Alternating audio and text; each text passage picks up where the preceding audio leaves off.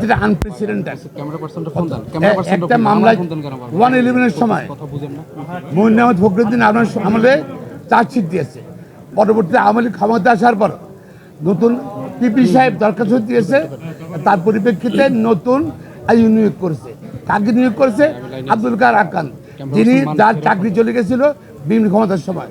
তিনি আওয়ামী লীগের নমিনেশন চেয়েছিল, দলীয় মনোনয়ন চেয়েছিল সেই সময় এবং এমপি হওয়ার জন্য। তাকে পরে চাকরি পুনর্বহাল করে তাকে তদন্তের দায়িত্ব দিচ্ছে।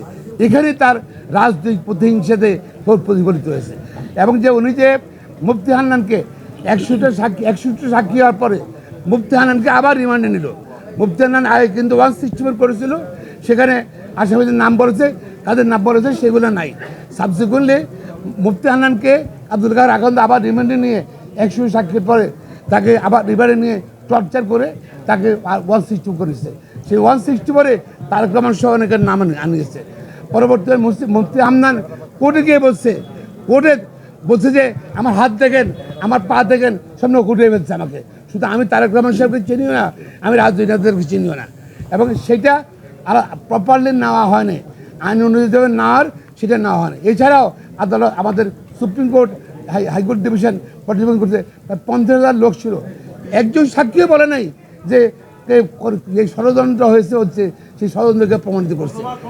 একজন সাক্ষী বলে নাই যে তারা দেখেছে কে বোমা মারছে এবং সব কিছু বিবেচনা করে this a case of no evidence এবং কোনো সাক্ষী প্রমাণ আইনগতভাবে নেওয়া হয়নি। তার পরিপ্রেক্ষিতে আদালত সকল আসামিকে খালাস দিয়েছে, ইনক্লুডিং যারা আপিল করে নাই তারেক রহমান সহ তাদেরকেও খালাস দিয়েছে। এবং এছাড়া এটা রাজনৈতিক উদ্দেশ্য ছিল।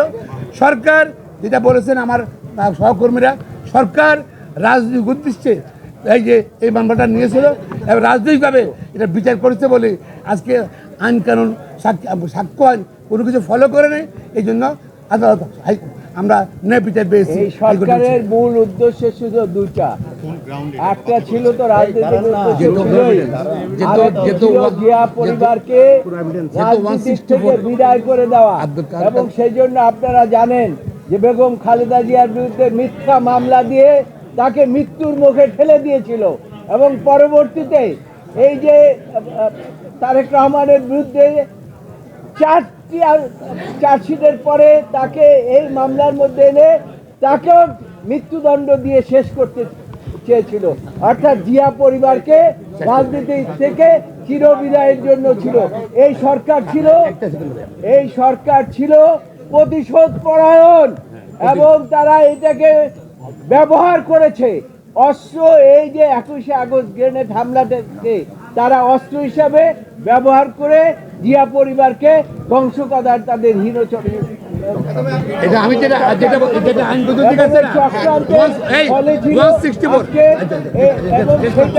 আদালত বুঝতে পেরেছে।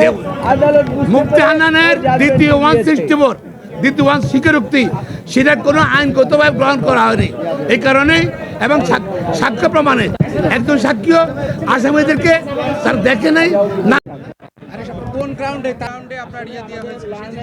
সাহেবরা বলেছেন এই মামলা 2010 থেকে এই মামলাটা রাজনৈতিকভাবেই এই মামলাটা পরিচালিত হয়েছে এবং এইটা আমাদের বাংলাদেশের রাজনীতির জন্য এই মামলাটা ব্যবহার করা হয়েছে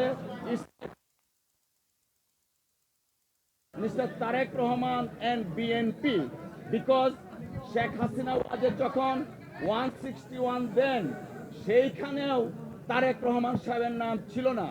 পরবর্তীতে তিনি ক্ষমতায় এসে রাষ্ট্রযন্ত্রকে ব্যবহার করে নিজের রাজনৈতিক হীন উদ্দেশ্যকে সাধন করার জন্য জনাব তারেক রহমান সাহেবকে এই মামলায় সম্পৃক্ত করা হয়।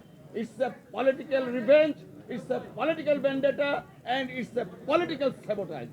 যে কারণে সব কিছু কনসিডার করে এবং এই মামলার কোনো এভিডেন্স নেই যে দ্বিতীয় 164 করা হয়েছিল, সেই 164-এর কোনো এভিডেন্সিয়াল ভ্যালু নেই এবং কোনো সাক্ষী কখনোই জনাব তারেক রহমান সাহেবের নাম বলেননি।